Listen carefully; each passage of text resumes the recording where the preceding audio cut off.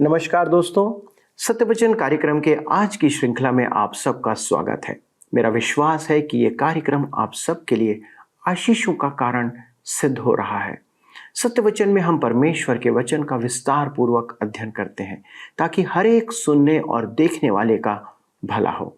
यदि आप इसका नियमित अनुसरण कर रहे हैं या नियमित अनुसरण करने का विचार कर रहे हैं तो आप भली बात सोच रहे हैं, क्योंकि इससे आप सच्चे और जीवित परमेश्वर के मार्ग में दृढ़ता से चलते रहेंगे, जिससे भक्तिमय भय उत्पन्न होगा।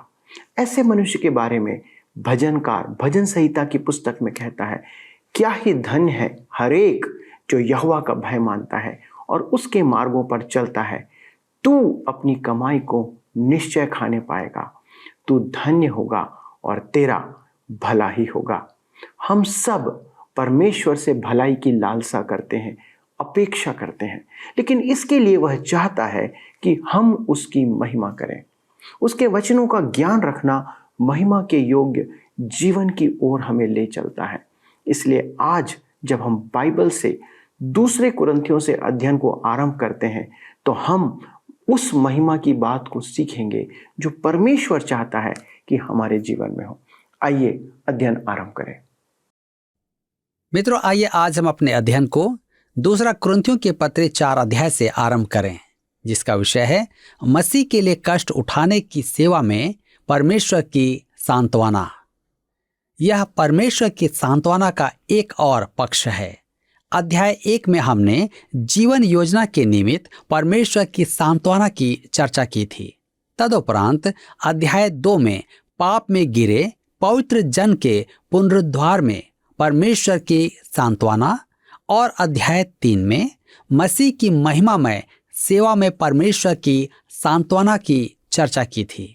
अध्याय 3 क्या वास्तव में एक अद्भुत अध्याय नहीं था? अब हम पर्वत से नीचे नहीं उतरेंगे, परंतु ऊपर ही रहेंगे और मसीह के लिए कष्ट उठाने की सेवा में परमेश्वर की सांत्वना की चर्चा करेंगे। अति संभव है कि हम कुछ अधिक ऊंचाई पर जाएं और मैं नहीं जानता कि क्या कहूं, परंतु हम ऐसी स्थिति में पहुंचेंगे जहां मुझे सांस लेने में कठिनाई होती है। पौलुस कहता है, ऊंचाई पर आ जाओ। हम यही करना चाहते हैं। आइए पढ़ते हैं दूसरा कुरिन्थियों के पत्र 4 अध्याय उसके 1 पद। लिखा है, इसलिए जब हम पर ऐसी दया हुई कि हमें यह सेवा मिली तो हम हियाव नहीं छोड़ते। यह एक महिमामय सेवा है। परमेश्वर ने हमें एक संदेश दिया है जो कोई भी मनुष्य सोच नहीं पाया था।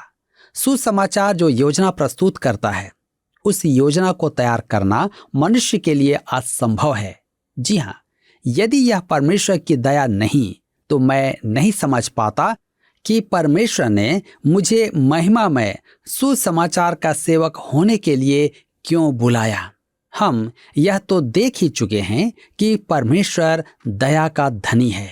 परमेश्वर ने मेरे पास आने से पूर्व अपनी दया को खाली नहीं कर दी थी कि उसने देखा मुझे तो बहुत दया की आवश्यकता है। वह तो मुझे भी दया दिखाने में उदार था। अपनी दया के कारण ही उसने मुझे अनुमति दी कि बाइबल शिक्षा का यह कार्यक्रम चलाऊं। उसकी दया ही है कि हम थक नहीं जाते, हम उसमें आनंद मनाते हैं। मेरे प्रियो, इस सेवा में अद्भुत बात क्या है, मैं आपको बताता हूँ। सेमिनरी अध्ययन में मैंने धर्मों के बारे में पढ़ा है। सच तो यह है कि मैं उस विषय से ऐसा आकर्षित हुआ कि मैंने लगभग निर्णय ले लिया कि धर्मों का तुलनात्मक अध्ययन करूं। यद्यपि मैंने धर्मों का अध्ययन तो नहीं किया, मैं संसार के कुछ धर्मों का ज्ञान ग्रहण कर पाया। विश्व के धर्मों को सारांश में कहा जा सकता है, करो करो करो, जबकि सुसमाचार कहता है, हो गया। सुसमाचार कहता है कि परमेश्वर ने मेरे लिए कुछ किया है। मुझे विश्वास करना है, मुझे परमेश्वर पर भरोसा रखना है। उसके पास आने का एकमात्र मार्ग है विश्वास। यही मेरा मार्ग है।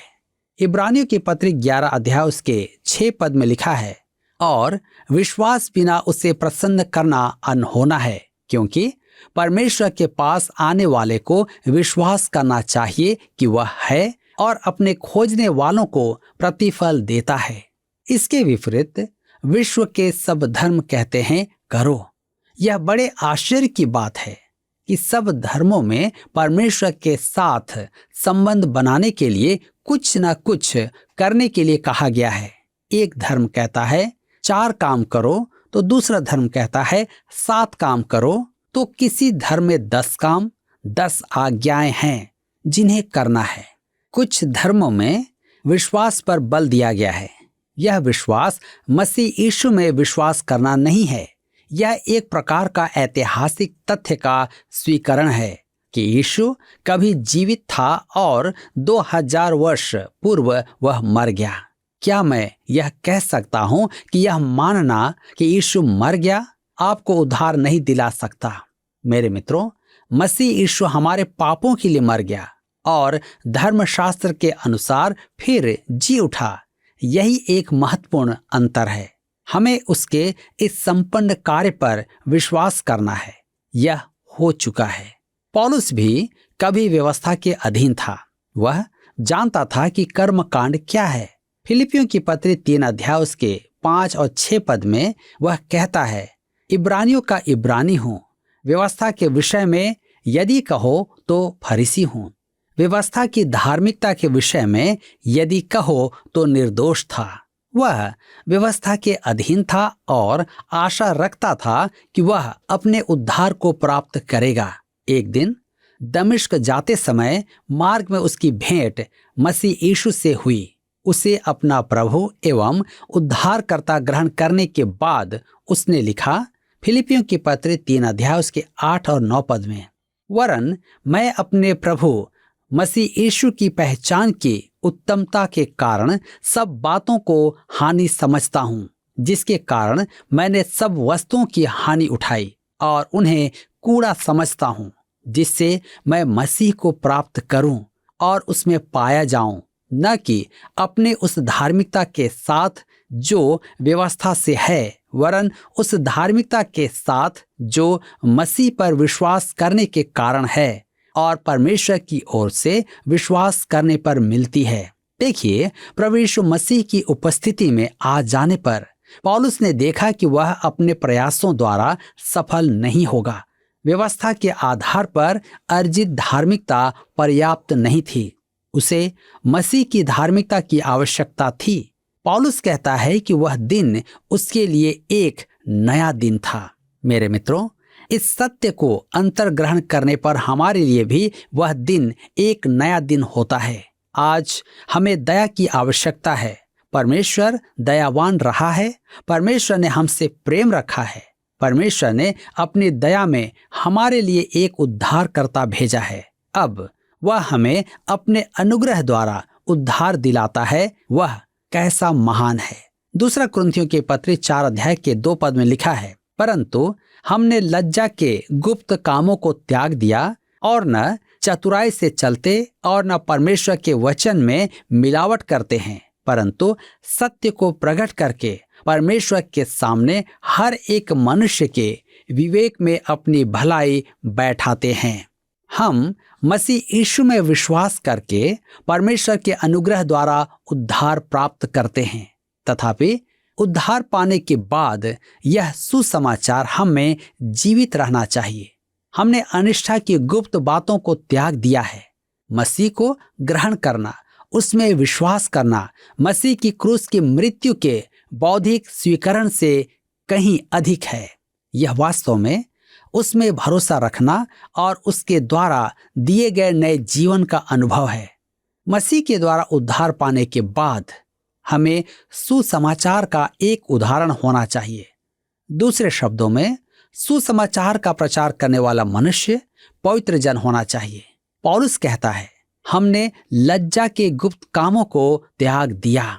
इसका उचित अर्थानुवाद होगा, हमने लज्जाजनक कामों को त्याग दिया है। गुप्त विचार, भावनाएं, अभिलाषाएं तथा गलत काम, लज्जा के कारण छिपाए गए काम एवं कला। हम चतुराई, धोखा और चालाकी या परमेश्वर के वचन को प्रदूषित करना, यह बेईमानी से उसका अर्थ निकालना नहीं है, परंतु सत्य को खुलकर कहते हैं, स्पष्ट एवं परिशुद्ध। अतः हम परमेश्वर की उपस्थिति एवं दृष्टि में प्रत्येक मनुष्य के विवेक में अपनी भलाई बैठाते हैं। मेरे प्रियो, हमें स्वांग नहीं रचना है, हमें दिखावे का जीवन नहीं जीना है। हमारा आचरण हमारे प्रचार के विपरीत न हो। हमारा आचरण प्रभु यीशु मसीह को ग्रहण योग्य होना है। हम सिद्ध मनुष्य नहीं हैं, परंतु आचार विचार मसीह को ग्रहण योग्य होना चाहिए। हमें परमेश्वर के वचन में मिलावट नहीं करना है। हमें परमेश्वर के वचन को बेचना नहीं है। यह हमारे जीवन से संबंधित है। उपदेशक महोदय, आप प्रचार क्यों करते हैं? क्या आप पैसा कमाने के लिए प्रचार करते हैं? आप कहते हैं कि आप मनुष्य की आत्मा से प्रेम करते हैं, इसलिए प्रचार करते हैं, परंतु क्या आप वास्तव में मनुष्य की आत्मा से प्रेम करते हैं या पैसे से प्रेम करते हैं? इस विषय में तो मुझे भी अपने मन को खोज कर देखना है। पहला कुरिन्थियों के पत्र 9 के 16 पद में पौलुस कहता है, यदि मैं सुसमाचार न सुनाऊं तो मुझ पर हाय। मेरे प्रियो, एक उपदेशक सुसमाचार उपदेश में सत्य की चर्चा करता है, परंतु उसका कुछ और संदेश सुनाता है। मैं इस विषय में अपने जीवन के लिए कुछ प्रार्थना करता हूँ। मैं परमेश्वर से कहता हूँ, हे परमेश्वर, मुझे तब तक प्रचार न करने दे जब तक कि मेरा विवेक स्वच्छ न हो और मैं परमेश्वर के आत्मा के सामर्थ्य में प्रचार न करूं। मैं इन दो बातों के अभाव में उपदेश करना नहीं चाहता हूं। सुसमाचार प्रचार एक महिमामय बात है, परंतु निष्ठा की कमी में उपदेश करना एक भयानक बात है। उसे समर्पण की कमी और उसमें विश्वास की कमी, यह वास्तव में एक अयाजकीय विश्वासी के लिए है। क्या आप मसीह का गवाह होना चाहते हैं? आप या तो उसके या उसके विरुद्ध गवाह होते हैं।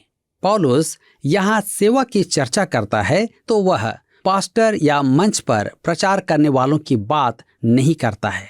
वह बेंच पर बैठे आराधकों के लिए कहता है। मंच पर प्रचार करने वाले का यह कर्तव्य है कि वह विश्वासियों को सेवा कार्य के लिए प्रशिक्षण दे। हमारा काम है कि हम उन्हें सेवा के लिए सुसज्जित करें।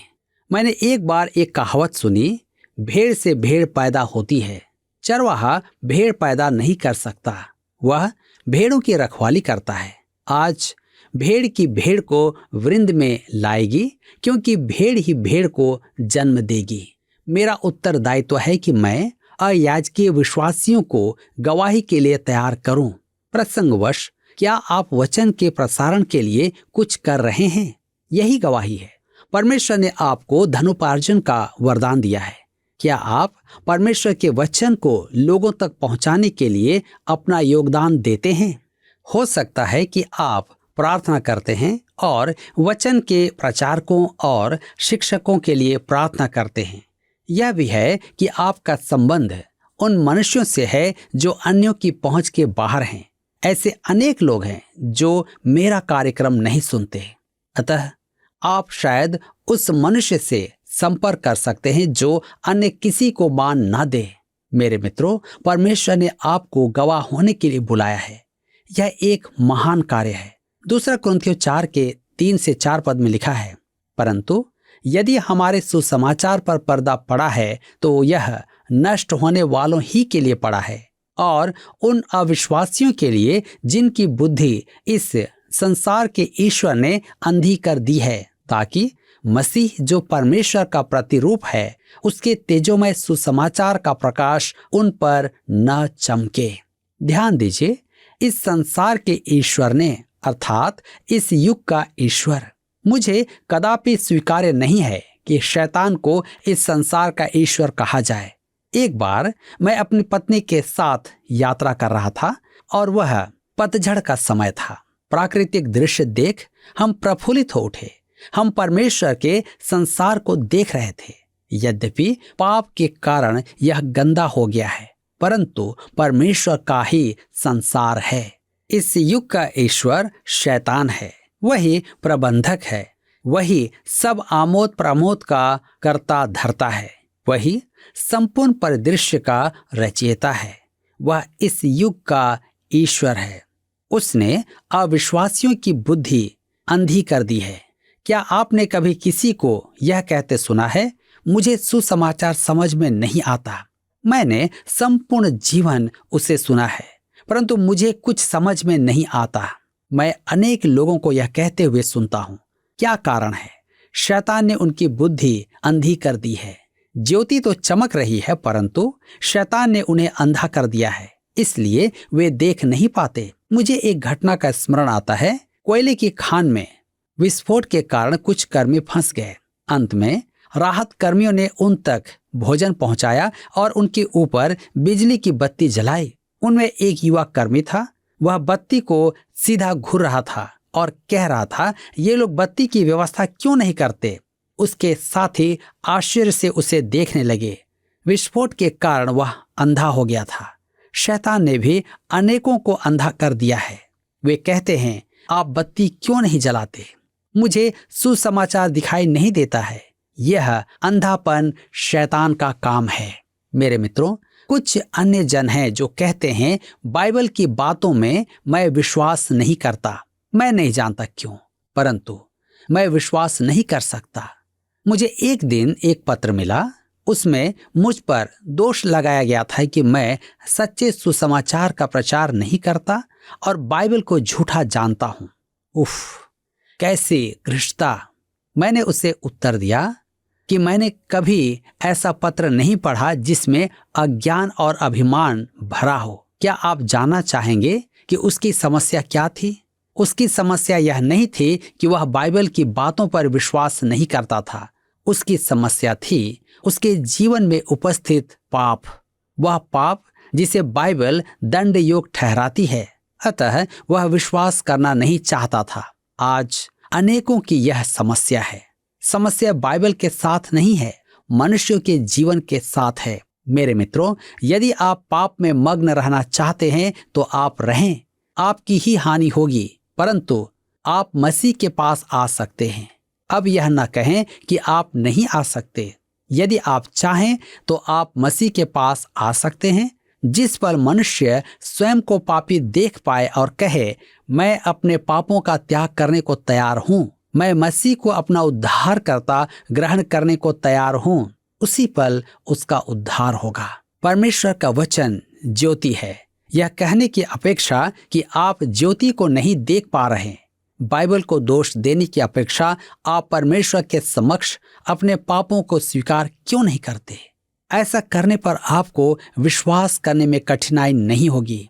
मेरे मित्रों, मैं आपको सर आइजैक न्यूटन का एक उदाहरण देना चाहता हूं।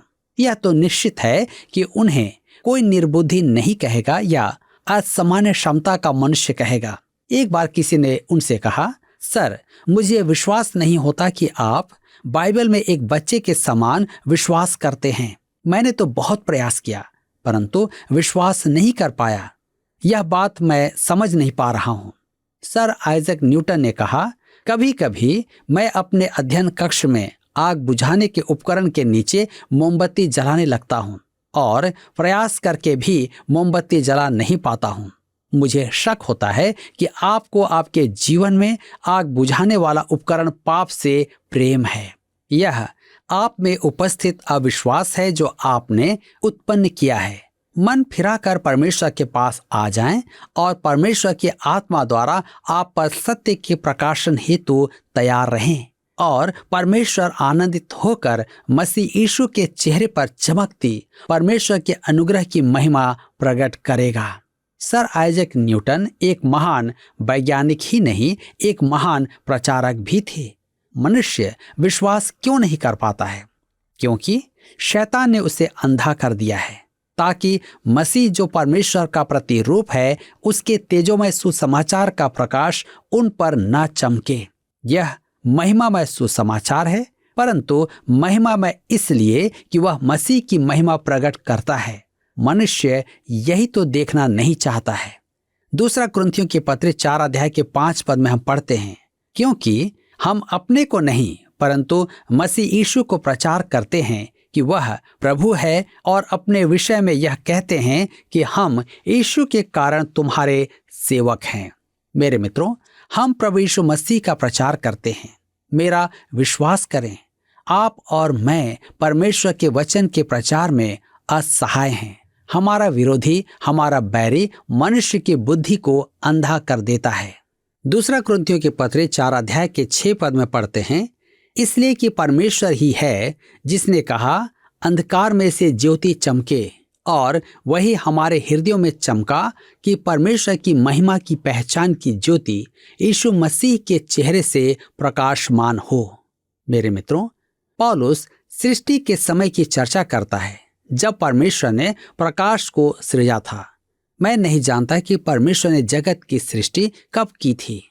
बहुत से लोगों का यह मानना है कि रूढ़िवादी होने के लिए आपको मानना पड़ेगा कि परमेश्वर ने जगत की रचना 4004 ईस्वी पूर्व में की थी। मेरे रूढ़िवादी भाई तो यह नहीं मानते हैं। परमेश्वर ने निश्चय ही जगत की सृष्टि की, परंतु उसने हमें समय नहीं दिया है। हमारा परमेश्वर समय के पार अनंत है। वह बैठकर अंगूठे नहीं हिला रहा था कि मनुष्य पृथ्वी पर प्रकट हो। मनुष्य तो बहुत समय बाद आया है, परंतु परमेश्वर अनादि से है। मैं तो यह मानता हूं कि जगत बहुत पुराना है, परंतु इसमें दुर्घटना घटी क्योंकि एक भीमकारी उथल पुथल के प्रमाण यहाँ उपस्थित हैं। सिद्ध सृष्टि के साथ कुछ तो अनहोनी घटी थी। उत्पत्ति की पुस्तक 1 अध्याय में व्यक्त है कि परमेश्वर ने हस्तक्षेप किया। परमेश्वर का आत्मा वहां था। उसने कहा उजियाला हो जाए और उजियाला हो गया। पौलुस कहता है कि परमेश्वर ही है जिसने कहा अंधकार में ज्योति चमके, और वही हमारे हृदयों में चमका कि परमेश्वर की महिमा की पहचान की ज्योति यीशु मसीह के चेहरे से प्रकाशमान हो। जिस प्रकार परमेश्वर का आत्मा गहरे जल पर मंडराता था, उसी प्रकार वह हमारे हृदयों में भी मंडराता है। वह हमारे मन में पाप का बोध करवाने आता है। तदुपरांत वह हमें नया जीवन देता है और मसीह के महिमामय सुसमाचार, मसीह जो परमेश्वर का स्वरूप है, उसके सुसमाचार की ज्योति हम में चमकने लगती है। यहाँ फिर वही बात आती है कि हम उसे निहारते हैं। किसी ने कहा देखने से उद्धार होता है, परंतु निहारने से शोधन होता है। हमें उसे निहारने में बहुत समय लगाना होगा, तथापि ऐसा करते हुए भी हम दुर्बल पात्र हैं। मेरे मित्रों, आज मुझे और आपको इस वचन के प्रकाशन में जांचने की आवश्यकता है कि क्या मैं परमेश्वर के वचन अर्थात सुसमाचार को समझ पा रहा हूं या नहीं। यदि नहीं, तो आज भी मैं अंधेरे में हूं। मेरे आंखों की पट्टी ठीक से नहीं खुली है। कहने का अर्थ है कि आप आज भी पाप से समझौता करके जीवन जी रहे हैं, जिसे परमेश्वर नहीं चाहता है। आप पूर्ण रूप से उससे फिरकर वचन पर विश्वास करें तो निश्चय ही आप अपने जीवन में शांति और आनंद को प्राप्त करेंगे। पिछले प्रश्न का उत्तर है सी, वह तेज ढलता जा रहा था। हमारे अध्ययन के अनुसार मूसा ने अपना चेहरा इस कारण ढांका था क्योंकि वह तेज ढलता जा रहा था। आज का प्रश्न है, अध्ययन के अनुसार परमेश्वर की दया के कारण विश्वासियों को खाली स्थान प्राप्त हुई है। ए, उद्धार, बी, सुसमाचार की सेवा, सी, स्वर्ग में जगह, डी, कलीसिया में सदस्यता। मित्रों, इस प्रश्न का उत्तर हमें कल सुबह 6 बजे से पहले विकल्प ए, बी, सी या डी के साथ अपना नाम, पता, स्थान के साथ 9651433397 पर SMS या व्हाट्सएप करें। सभी विजेताओं को विशेष पुरस्कार प्रदान किए जाएंगे। धन्यवाद। क्या आपको यह कार्यक्रम पसंद आया? अभी हमें एक मिस कॉल करें और आप अगले विजेता हो सकते हैं।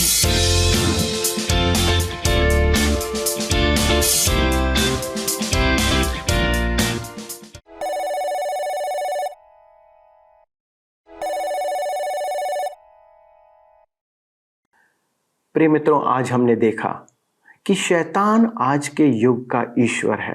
जी हाँ, ये सच है।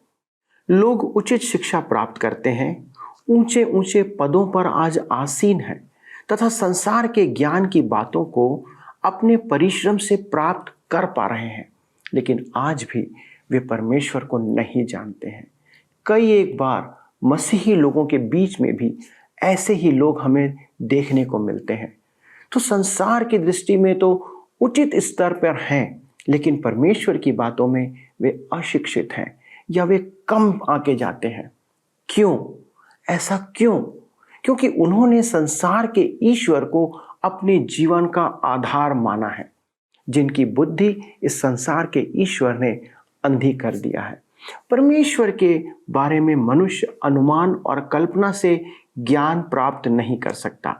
परमेश्वर के बारे में हमें परमेश्वर ही बता सकता है, और इसलिए उसने कहा है, अंधकार में से ज्योति चमके, और वही हमारे हृदय में इस ज्योति को चमकाता है जो यीशु मसीह है। और वही ज्योति प्रभु यीशु मसीह के रूप में प्रकट हुई, क्योंकि मनुष्य के लिए परमेश्वर यीशु मसीह में होकर इस संसार में प्रकट हुआ।